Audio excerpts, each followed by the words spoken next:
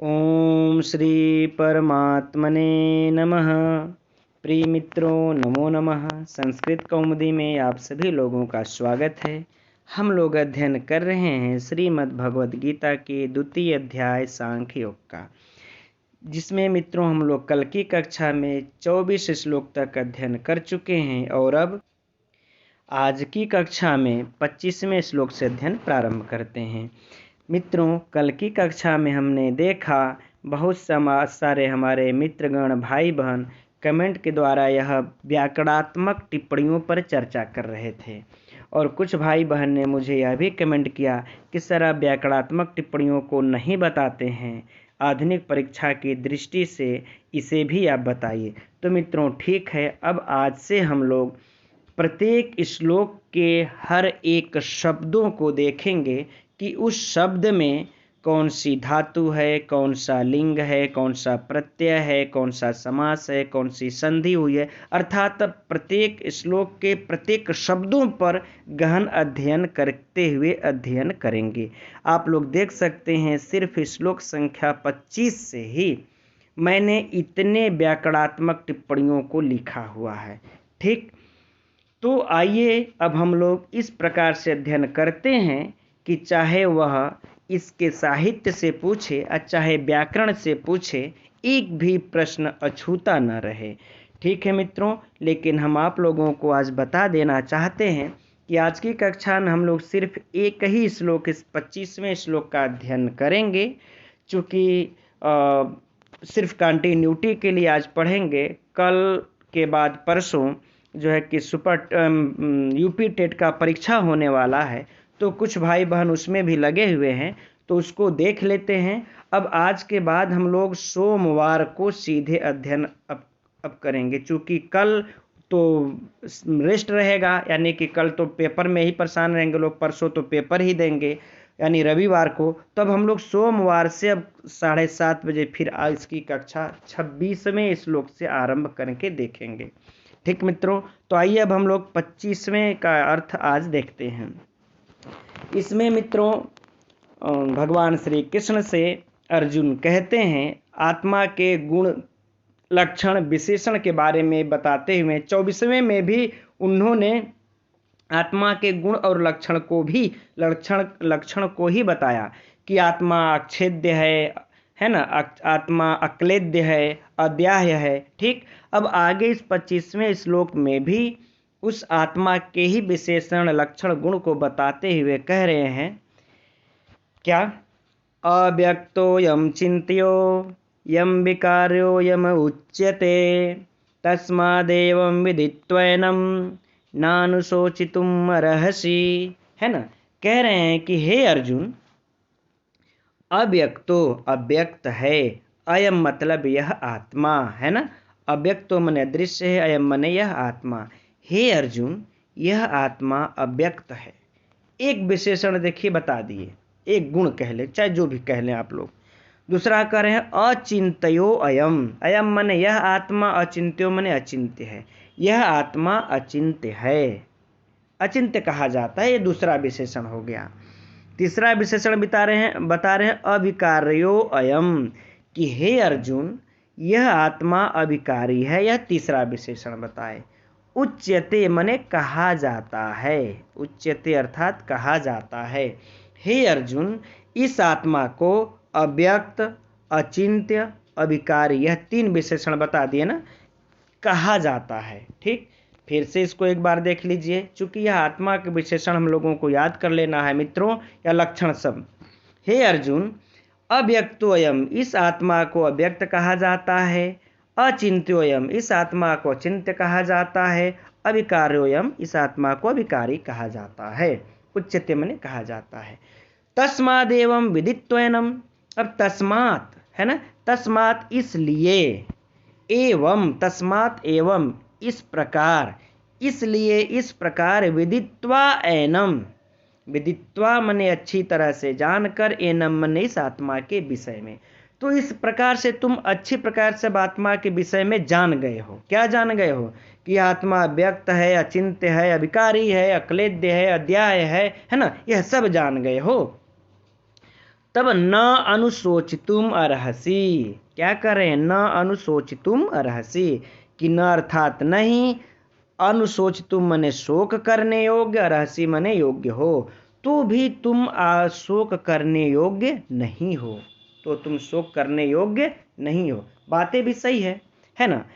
अब देखिए, जैसे कहने का भाव यह है श्री कृष्ण के कि यदि तुम, जो व्यक्ति ऐसा जानता हो कि आत्मा क्या है, आत्मा मर जाती है, मर करके फिर जन्म उन्म नहीं लेती है ना, आत्मा मर जाती, जो मर गया, जो नष्ट हो गया नष्ट हो गया, तो वो शोक कर सकता है। लेकिन अब तो तुम जान गए हो कि यह आत्मा क्या है, अव्यक्त है, अचिंत्य है, विकारी है, अचल है, सर्वव्यापी है ना, अध्याय है। जब ये सब तुम जान गए हो, तस्मादेवं विदित्वैनं, यह सब तुम जान गए हो, तब अब हे अर्जुन ना न अनुशोचितुम अर्हसि, तब हे अर्जुन अब तुम शोक करने योग्य नहीं हो, क्योंकि आत्मा तो मरती ही नहीं। तब तुम, जो मरता ही नहीं, जो जन्म लेता ही नहीं, तो उसके लिए शोक क्या करना। ठीक, अब इसमें से देखिए, जो परीक्षा का प्रश्न होता है पहले उसको देख लिया जाए, फिर हम लोग अब विषय इसके प्रश्नोत्तरी पर चलेंगे, अरे व्याकरणात्मक टिप्पणियों को देखेंगे। पहला तो प्रश्न मित्रों यही पूछ दिया जाएगा कि आत्मा को कहा जाता है, विकल्प ए अव्यक्त, विकल्प 2 अचिंत, विकल्प 3 अविकारी, विकल्प 4 हो जाएगा उपरोक्त सभी, है ना। तो क्या कहा जाता है? उपरोक्त सभी। फिर अगला प्रश्न बन सकता है कि हे अर्जुन तुम शोक करने, यह अर्जुन शोक करने योग्य क्यों नहीं है। ठीक, तो विकल्प जैसे विचार दे देगा, वो मैंने प्रैक्टिस सेट हम मित्रों आप लोगों के लिए तैयार कर रहे हैं। जैसे यह पूरा होगा हम लोग उस प्रैक्टिस सेट को भी हल करेंगे। ठीक, और उसका सेट मैं आप लोगों को टेलीग्राम चैनल में भी PDF मिल जाएगा, आप लोग उससे जुड़ सकते हैं।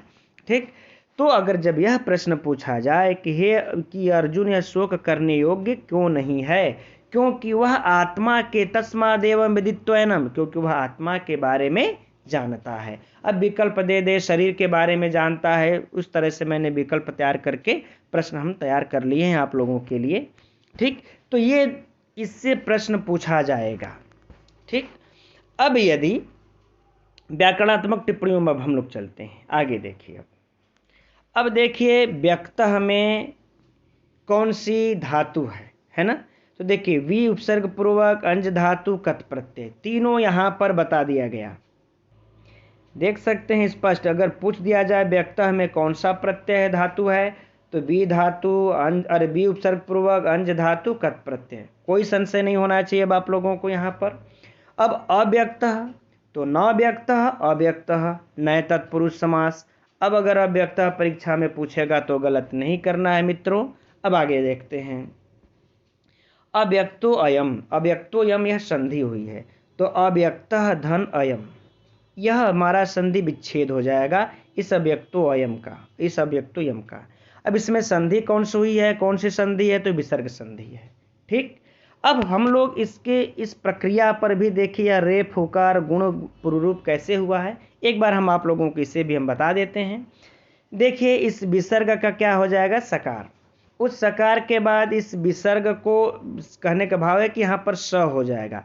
अब इस स को रेफ कैसे हो जाएगा, सजुसो रू सूत्र आकर के कह देता है पदांत सकार को, और सकार जो मूर्धन्य सकार होता है, इसके सकार को क्या हो जाता है कि र आदेश हो जाता है ना। तो इसको सजुसो रू से इसको जो है कि र आदेश हो जाएगा।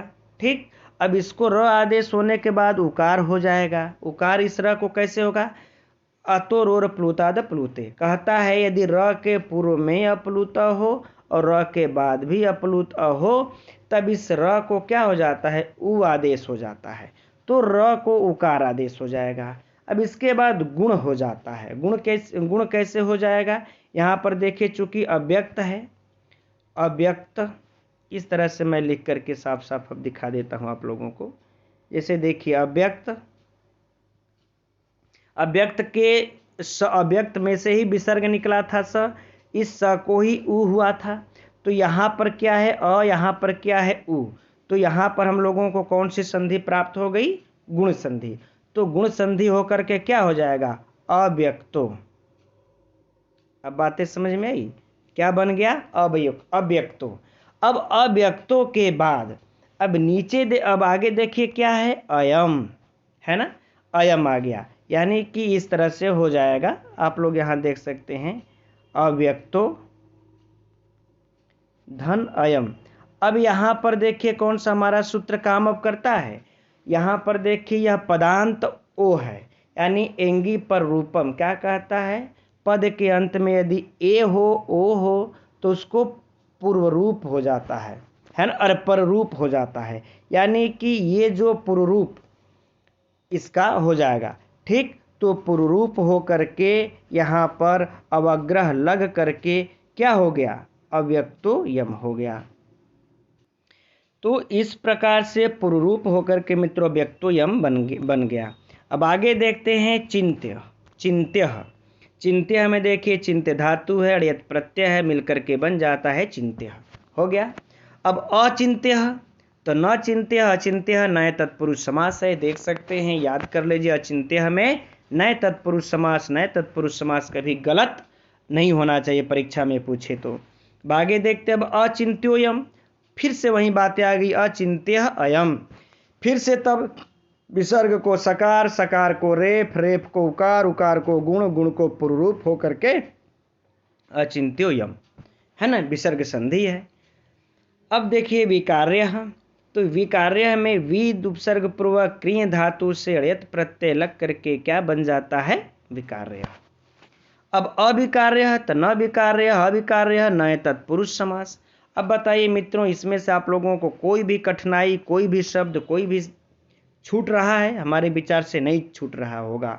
ठीक, अब आगे देखते हैं अविकार्योयम। फिर से वही बात है, विकार्य अयम, विसर्ग संधि, फिर सकार रे फुकार गुण पूर्व रूप, सिर्फ वही होगा प्रोसेस जो हम लोगों ने पहले में देखा था। सजु अतोरो रप्लुदा प्लुते, फिर आद गुड़ा, उसके बाद इंका पदांता दति, ये सारे सूत्र लग करके अविकार्योयम बन जाएंगे। अब फिर आगे है विदित्वा, विदधनकत्वा। क्या बनेगा? विदित्वा। सरल सा है, तो सभी लोग जानते हैं। अब आगे देखिए अनुशोचितुम। अनुशोचितुम अनुपसर्ग पूर्वक सुच धातु तुमुन प्रत्यय, अनुशोचितुम।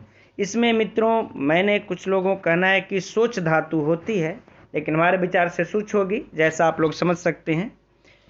ठीक, अब आगे देखते हैं तस्मादेव, तस्मात धन एव जसत्व संधि, है ना? जस आदेश हो गया है।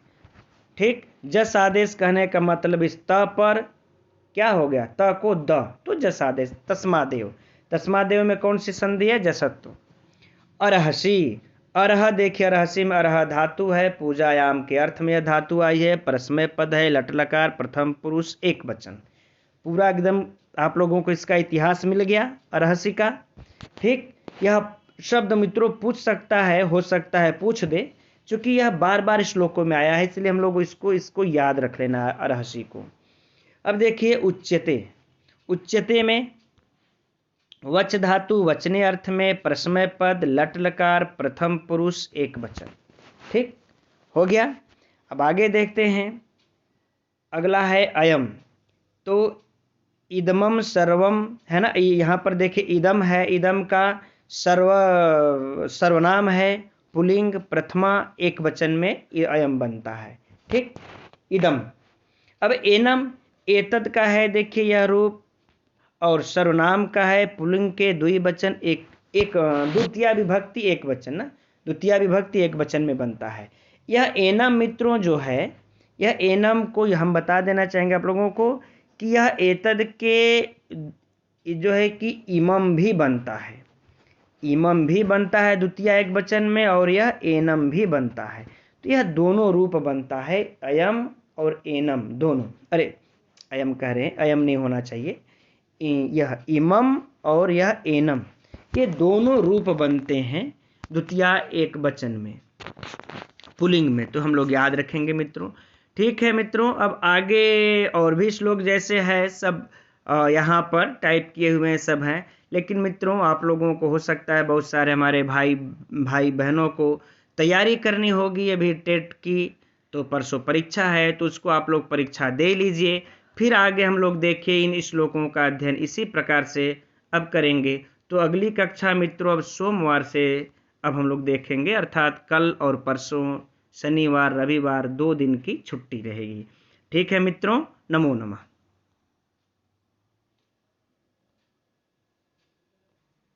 और साथ ही मित्रों, जो लोग टेट वगैरह की परीक्षा देने जाते होंगे, सारे हमारे भाइयों बहनों को संस्कृत कौमुदी के तरफ से, हमारे तरफ से बहुत ढेर सारी शुभकामनाएं। आप लोगों का पेपर अच्छा हो। और आंसर की भी जैसे ही आएगा, आंसर की भी आप लोग यहाँ से देख सकते हैं। उसका आंसर की भी हम देंगे जैसे ही परीक्षा होगी। तो मित्रों, आप लोगों को यह आज का वीडियो कैसा लगा, यह व्याकरणात्मक टिप्पणी आप लोगों को कैसी लगी, कमेंट्स करके अवश्य बताइएगा। और आगे भी इसी तरह से अध्ययन करने के लिए मित्रों हमारे चैनल को सब्सक्राइब अवश्य कीजिए। नमो नमः।